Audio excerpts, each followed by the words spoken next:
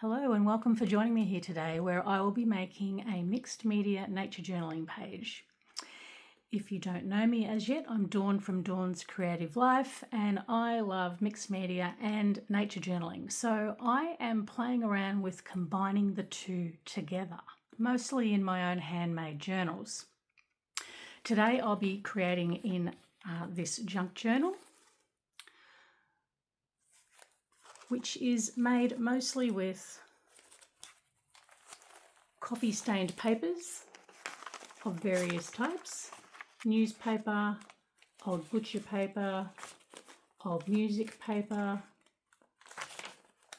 anything that I could stain with coffee was fair game. It's Christmas 2025 over here while I'm making this video, so I am going to do a journal page about the Australian Christmas beetle. This is the journal that I'll be creating in. This is the page that we are going to be creating, that I'm going to be creating, and I would love to share the process with you. And if you like this type of content, I would love you to like and subscribe to my channel, and be sure to hit that little bell so that you get notifications whenever I create some new content. So let's go and make this journal page. Okay, I'm starting off with some random scraps from my scrap basket. I'm not really worried about choosing colours, as I'm going to be going over this with gesso anyway. So I'm basically just creating some texture to add some visual grungy interest to the page. I'm using a combination of runoff papers for when I do gel printing and working on the art table, gel print offcuts, and some old garden catalogues and some old book pages. I'm using a glue stick just to stick everything down. I use a glue stick for most of my things that I make. This is from an old gardening magazine. It's actually a gardening catalogue here in Australia. We've got something called Diggers Club where you can get heritage seeds and what have you. We've got a big veggie garden here, so this is from one of those catalogues. Okay, and I think that's done. So I've already added a layer of gesso to this old book page. It's dried, so I'm going to add another layer. This page is actually what I'm going to be painting the Christmas beetles on. I'm going to be doing 2 Christmas beetles, so I'm going to be cutting this page in half, just smoothing it out, making sure that I've got as little marks from the card as possible. I'm just using an old credit card to scrape all of that on. Okay, so we'll let that dry. And while that's drying, I will add some gesso to this collaged page. Using the scraper again, I'm just going to go randomly, just spreading it in different directions to get a good coverage. But I also want a bit of texture.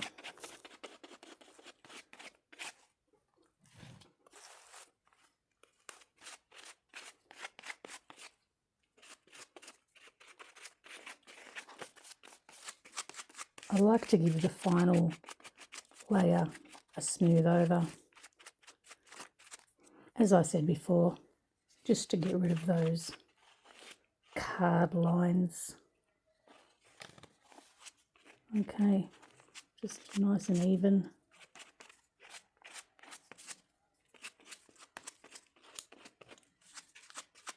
And we're almost there.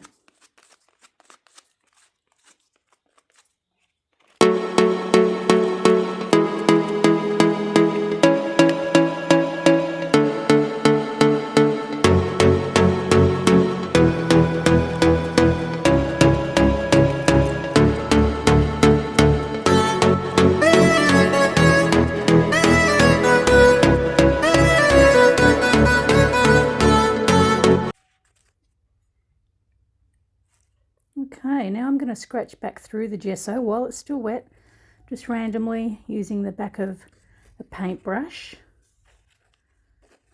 just doing random squiggles. And I'll put that to one side to let it dry.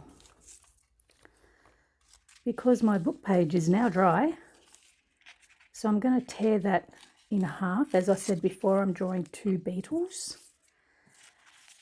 And I'm just going to arrange them on my page just to see how they'll sit. I want one in each corner, but they're a bit too big. It won't leave me enough room to put other information, to do other journaling. So I'm going to tear them down a little bit. And of course now I'll have more scraps for my scrap basket because I always need more. It's overflowing at the moment, which is fine. Okay, let's see how that looks. Yeah, that's better. I've got more space now to do some journaling. Okay, my page is now dry. So I'm going to just do some random black pastel lines and go over that with some water just to blend them out a bit. It's kind of reminiscent of the Christmas beetles crazy flying. They really are very clumsy and funny to watch. So now I will add a bit of watercolour. I'm going to use some red and gold, keep with the Christmas theme, and just randomly splash some around. Not being very precise. Now I'll get some gold, get that splashed on. And then I might even do, I think, a few gold squiggles actually. Yeah, okay. All right, I'm going to move that out of the way to let that dry and start working on my beetles. I'm going to just softly map out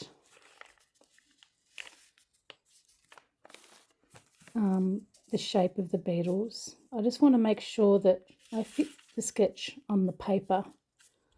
Not too much detail. I just don't want to do it in my fineliner to start with and then find out that I don't have room to fit a leg or an antenna or something like that. So this way I can make sure that I've got everything fitting on the page. Just going lightly. Just mapping out the basic shapes.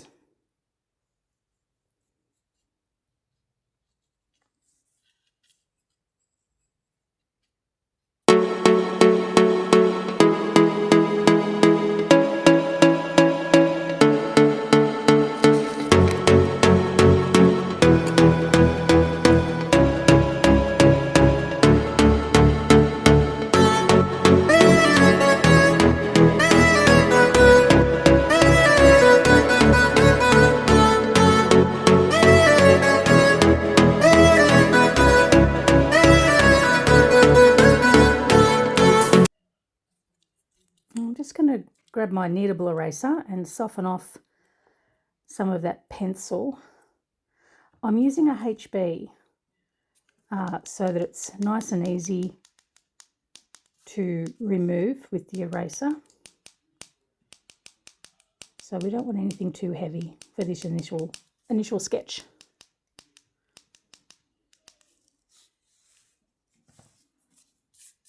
Okay, and then I'm just going to define that just a little bit more.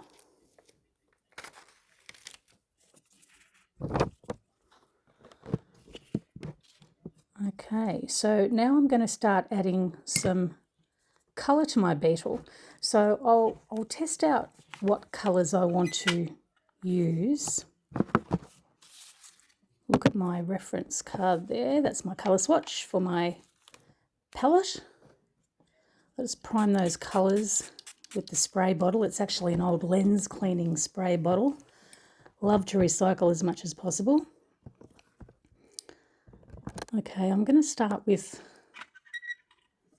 some lime green, I think.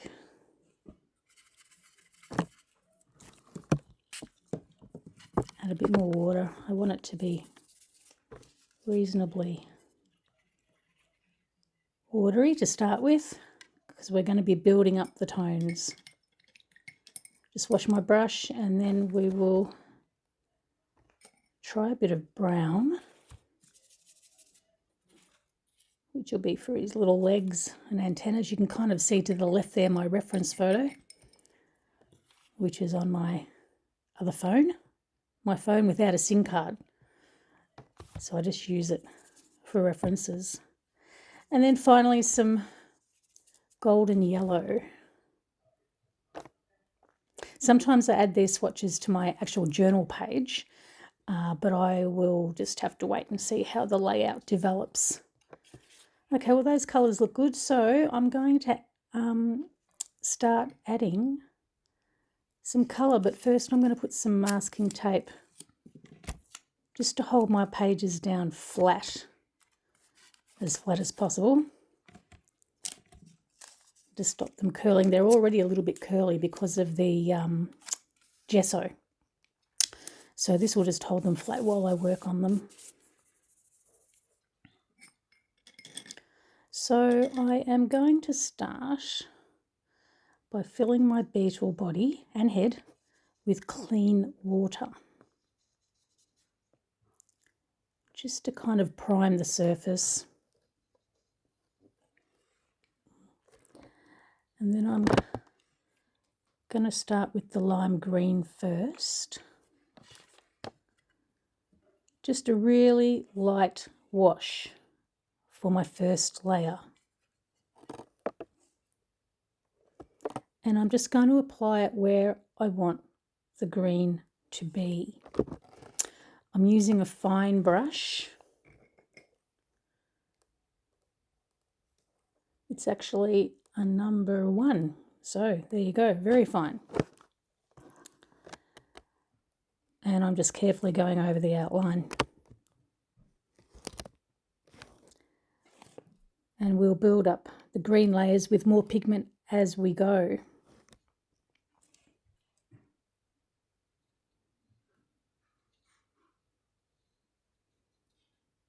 Just dropping the paint on lightly, keeping the water up to it. Keeping the water up to the brush, I mean.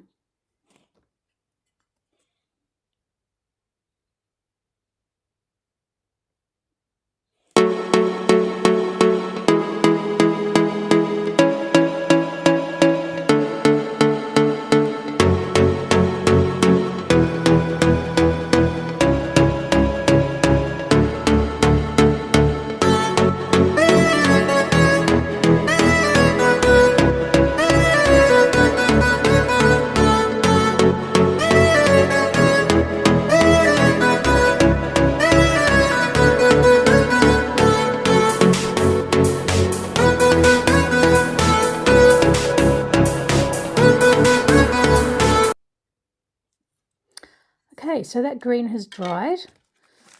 So now I'm going to mix up some of the gold, and again I want it to be really thin, so I want to add water and just get it to a wash consistency. And I'm going to apply that to the area that I did not apply any green, so in the middle there. Yeah.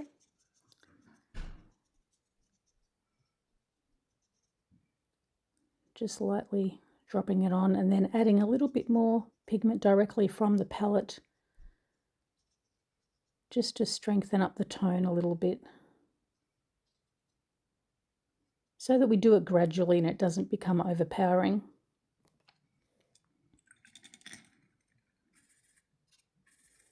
Okay, so now we'll do some brown wash. I'm going to start with the legs while that little middle bit dries. And again, making a thin wash with some water. So same process and just gradually building up the pigment.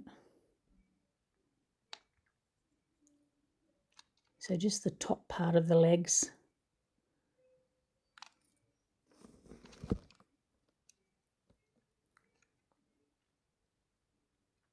Just kind of randomly doing it, letting the brush and the watercolour almost make the shapes for me.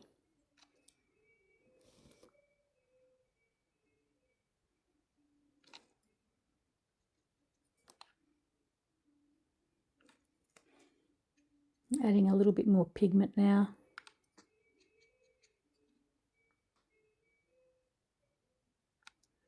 And gradually building up the legs. The top part of the legs, not the clawy bits. We'll do those bits after the brown has dried, otherwise the two colours will bleed in together.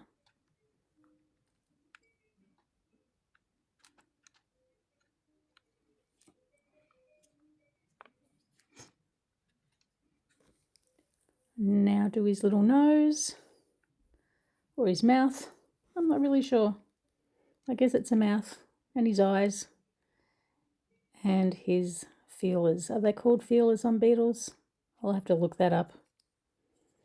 Okay, so his body is now dry, so I'm going to add a really thin watery layer of the brown over it.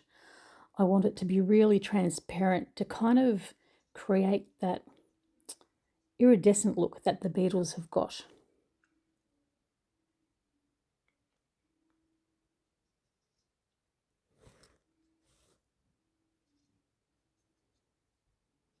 Okay.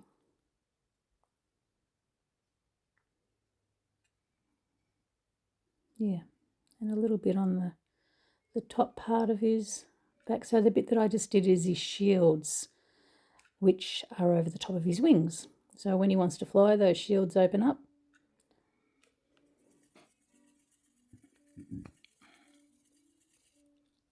So now his legs are dry, so I'm going to mix up a little of the black and do the little clawy bits on the end. And again, I'm going to start lighter and then build up the tone using a really light touch so that I can achieve those little hooky bits at the end.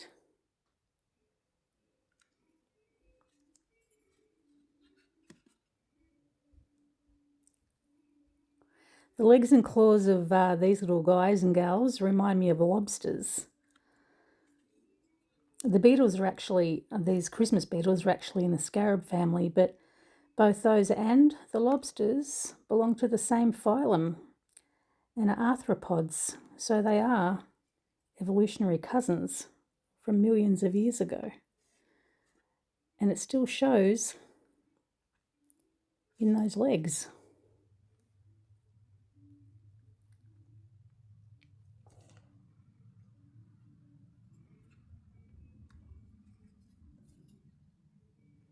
Okay, just adding a stronger black pigment now, just to strengthen those clawy bits a little bit.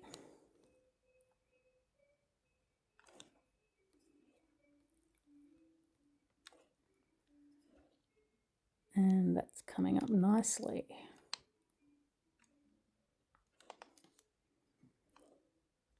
Okay.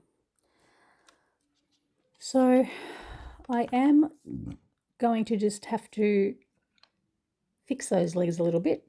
The bottom two, the two hind legs need a little bit more squaring off at the end.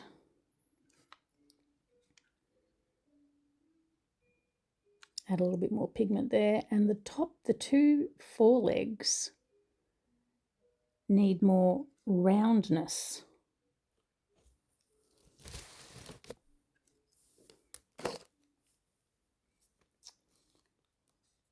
Yeah, okay. Just move a bit of that pigment around and that's looking better.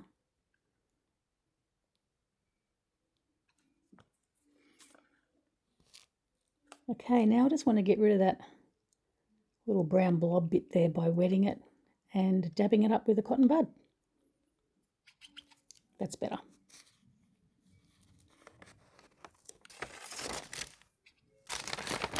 Okay. Now I'm going to move things out of the way and remove the masking tape. My beetle is dry. And I'm going to add some fine liner details to tie everything together and add some definition. I'm using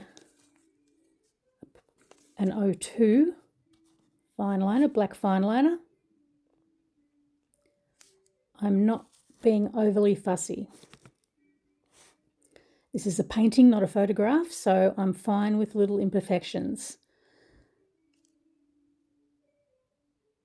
It doesn't matter if it's not 100% symmetrical. It's hand drawn.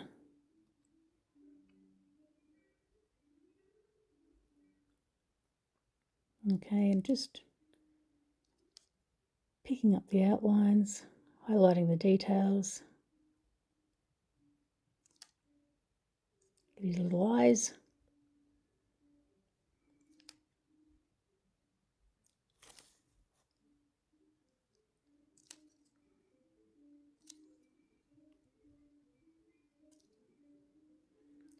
Okay, just define those back shields a little bit more.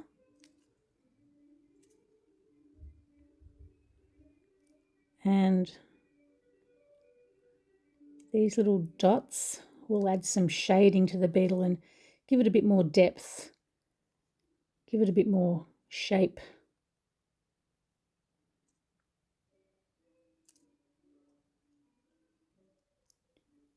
Okay, just do those little lines can kind of suggest a bit of curvature to the back. And I'm going to define the claws a bit more too. I can kind of pick up the spiky bits a bit more with the fine liner.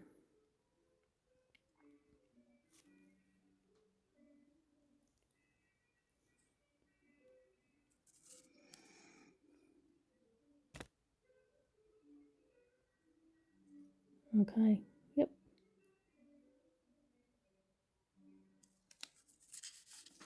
Cool. As I'm working, I took the masking tape off, obviously, because I like to spin my page around as I'm working, but I like to keep it facing. See, I'm spinning it back around. Even though I like to spin it, I like to keep it facing the same way as my reference photo. It just makes it easier to refer to. Okay, one more leg.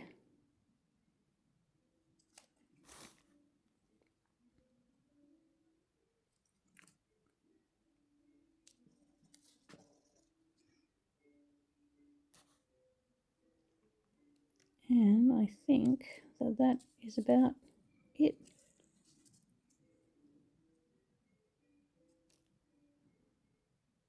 Cool.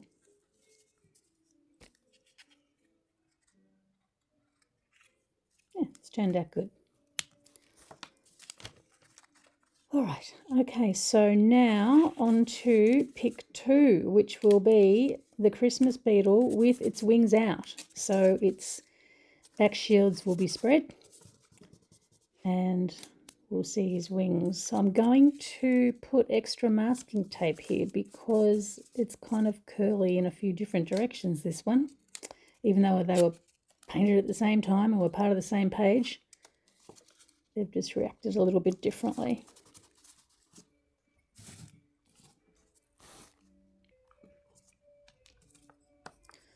So I'm just going to repeat the process of sketching out the beetles, layering the paint and adding the fine liner details. So just taking my time. The main objective here is that, as I said earlier, I just want to make sure that I'm going to fit the entire subject on the page and not run out of space. So I'm starting in the middle and just sketching out the basic shapes.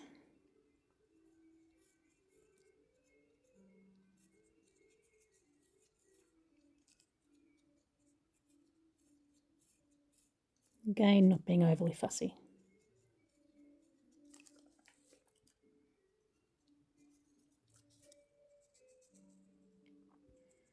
And these are the wings. Oop, masking tape's in the way.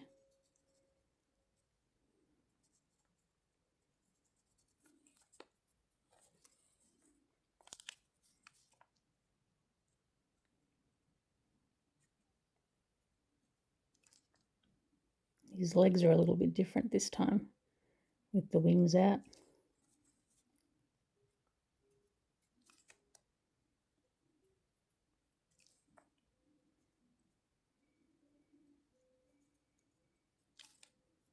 Okay.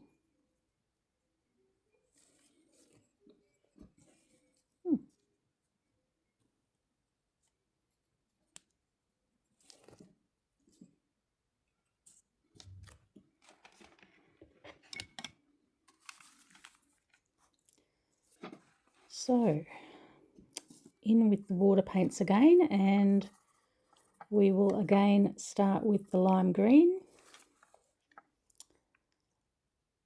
Again, just adding a light wash.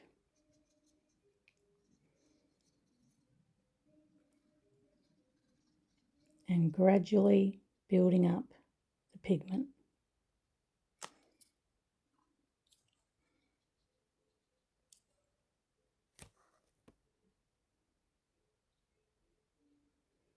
And just adding a little bit of a brown wash to the body that's under the shields, which is now exposed. And a bit more pigment to the lime green.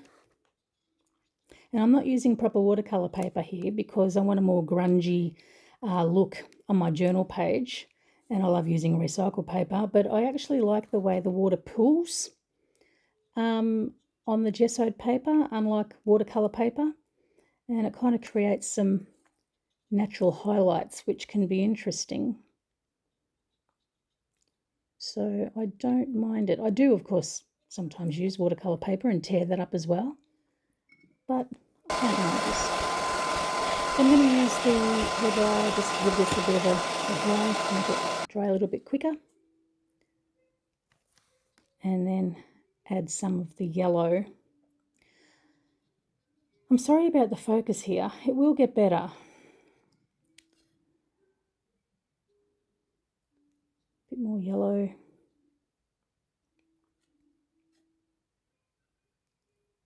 Just dabbing it on lightly like we did before. But this time I'm dabbing it on top of the green, which is different to what we did before. And now for the legs, which are, as I said before, at a little bit of a different angle now that the wings are out. And again, sorry for the focus. It's such a pain because I can't go back and do it again because the page is finished. Anyway, please do hang in there with me because it does improve.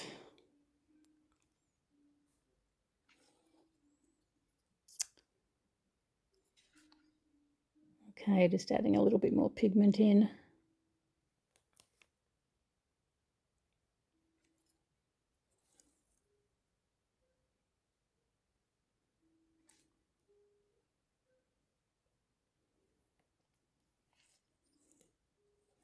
All right, and his little mouth, I guess. I guess it can't be a nose, it must be a mouth. And his eyes.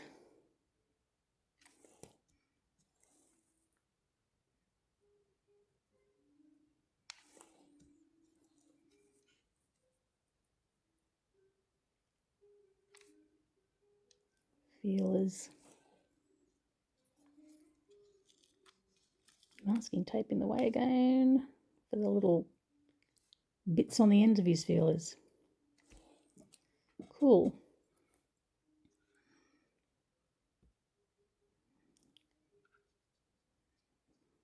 Add a little bit of brown wash to his back now and the shields.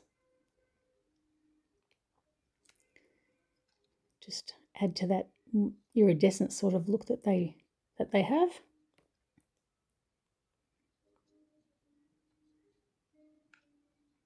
Just while his little legs dry.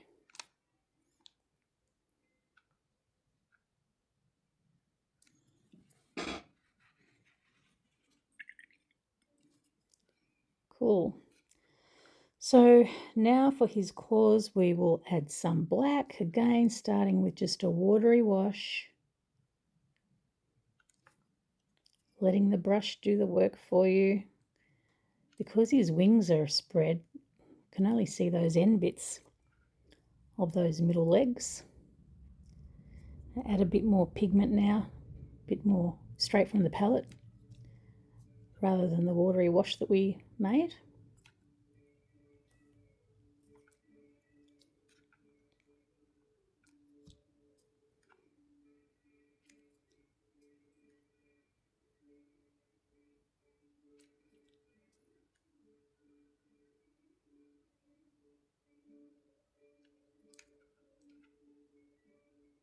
Make some little clawy bits. This is why the number 1 brush is really good. So now we will start on the wings. I'm going to start with a pale grey-black wash on both wings.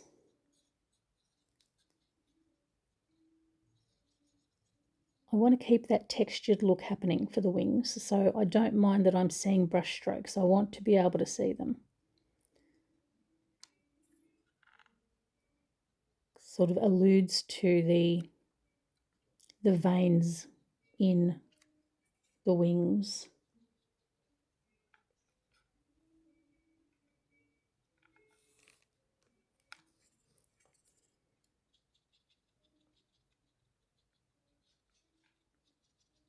Again, just letting that fine tip do the work for you.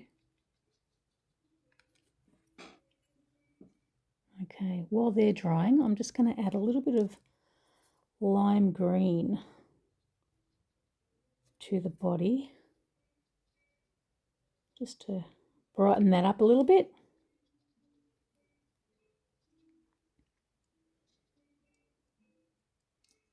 Give it a bit more depth.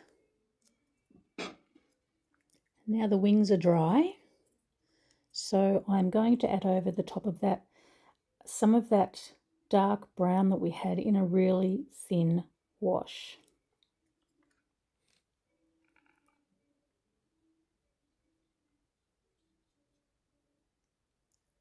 Just to give those wings a bit more depth. They've kind of got a little bit of a goldiness to them. And then just a little bit more of a heavier brown pigment to the body, just in some little stripy bits.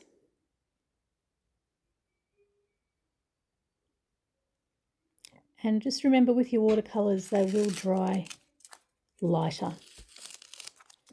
So now we will take the masking tape off and do the fine liner details again as we did before.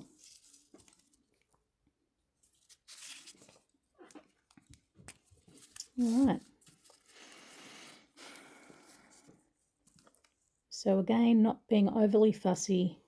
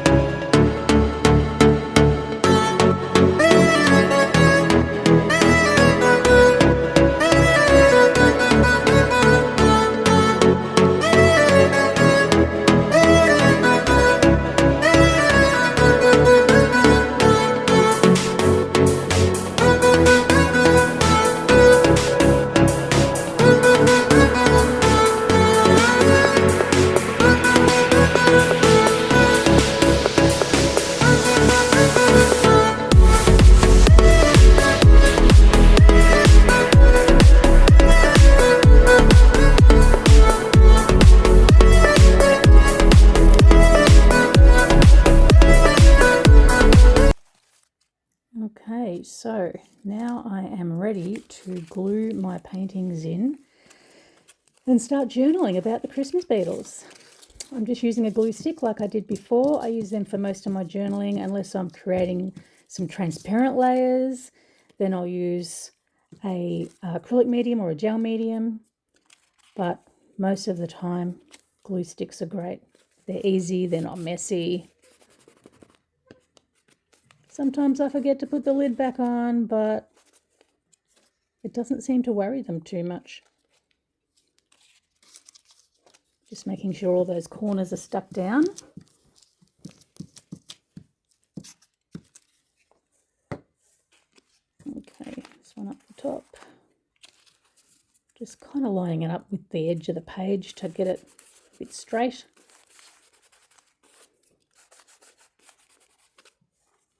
And again, just checking those corners.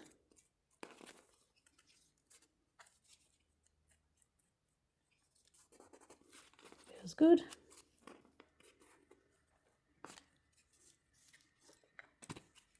Put the lid on. Okay. So now I am going to create a heading. What to use? Okay, I am going to use this calligraphy marker. It kind of creates a fancy heading easily without having to try too hard. So I'm just going to head it Christmas beetle.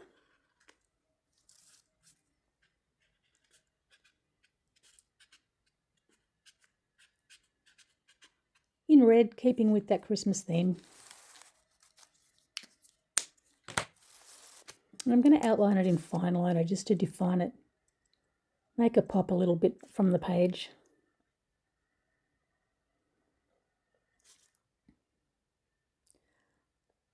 For this, I'm using a thicker fine liner. I'm actually using a 0.05.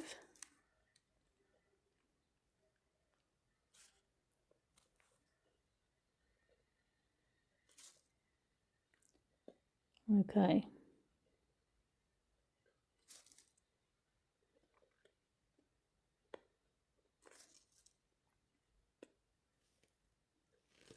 Cool.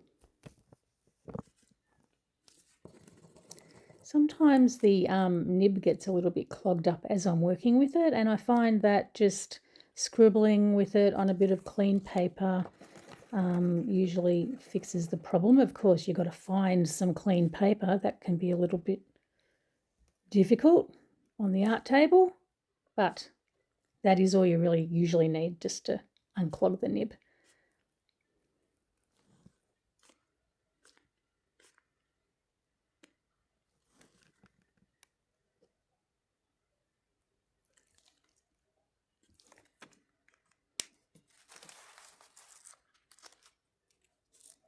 Now look at that. You may have noticed there's suddenly a gum leaf there. I obviously forgot to put my camera on for that little bit.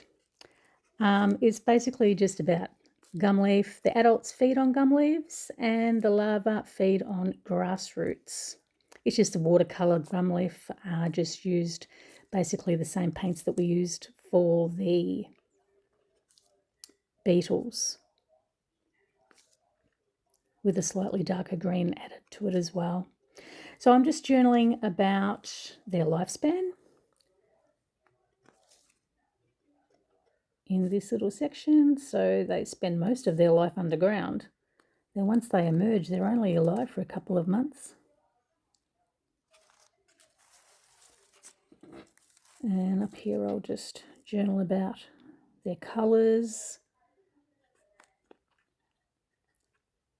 the metallicness of their colours, greens and oranges.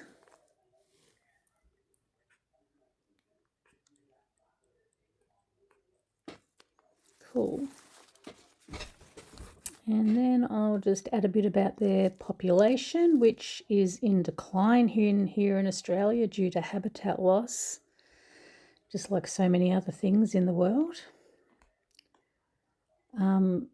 I've been gardening a lot lately in the garden, and I haven't even come across any of the little larvae, which I usually do, so that's not a good sign.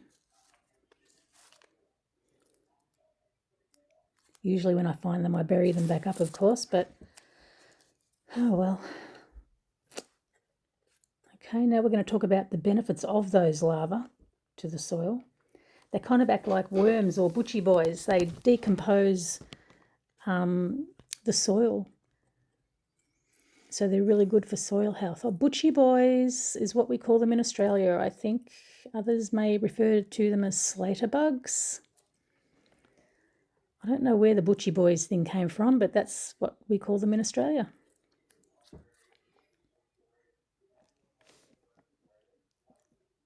Okay.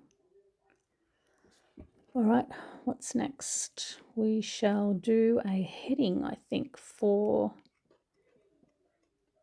the lifespan journaling that I did down in the bottom corner. I'll just do the outline in some fine liner.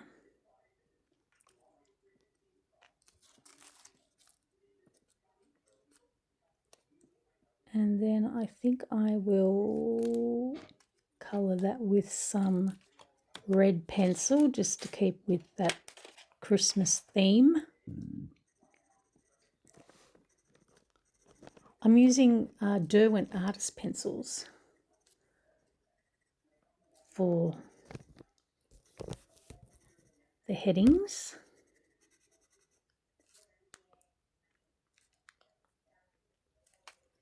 Cool.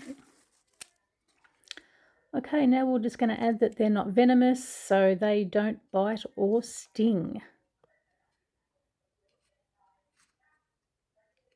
So they're really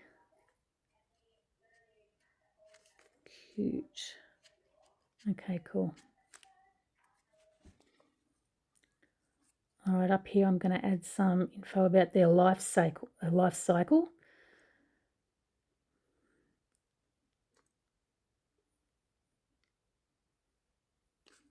Cool. And I'll colour this heading in with the red Derwent as well.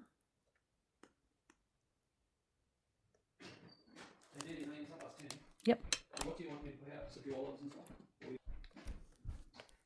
Okay. We'll have part afterwards with the port, Yeah.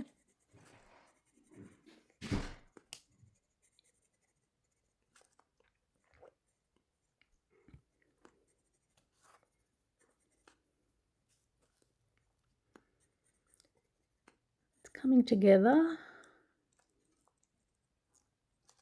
Great. Okay. So their life cycle is basically eggs, and then the larvae, and then we have pupa, and then they emerge from the ground as an adult beetle. And I'll just colour in those little arrows red as well. I did little arrows there in between each cycle. And I'm just going to add up here that they are in the scarab family.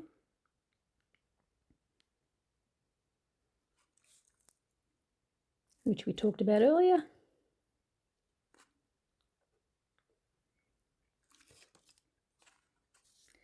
Okay, now I'm going to add some blocks of coloured borders around some of the information just to highlight some sections and just add some interest, keeping it red. And I've decided I'm going to draw a little larvae. Pretty simple drawing. I'm just going to roughly map it out.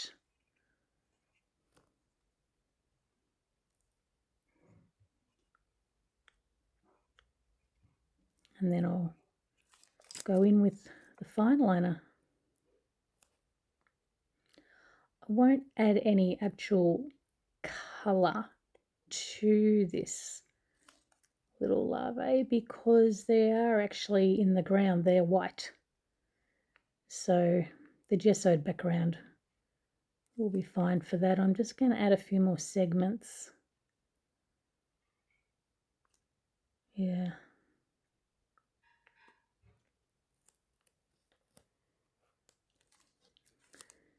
And their little faces are kind of reddish, so add a little bit of red there. Add some little eating mechanisms. And a few little feet.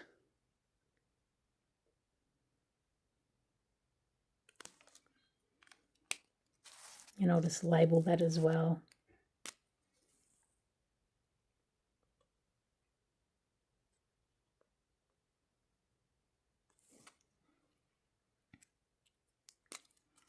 Okay. So I'm just going to add some info about the size of the wings, which are approximately usually the same, about the same size as their body length. So depending on how big your beetle is, the Christmas beetles come in different sizes. And now I am just going to outline the paper that the paintings are on. Now, normally I would have inked these before I stuck them down, but I forgot. So this will work just fine. Just take my time, just follow the edge of the paper around. And it's just giving the paintings a bit of a lift from the page, giving it a bit more of a dynamism. Don't know why I forgot to ink them, but I did.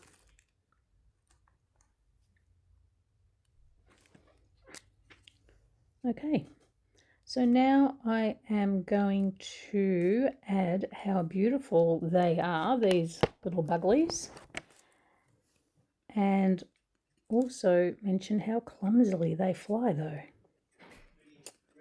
Okay. Cool.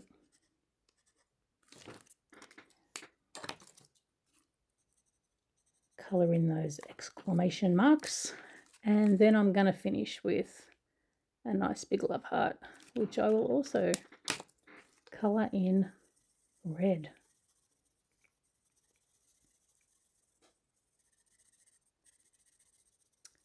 And that will be about it. Wow, if you enjoyed watching, I'd love you to like and subscribe. Thanks so much for watching and being with me today, and I'll see you next time. And have a great day.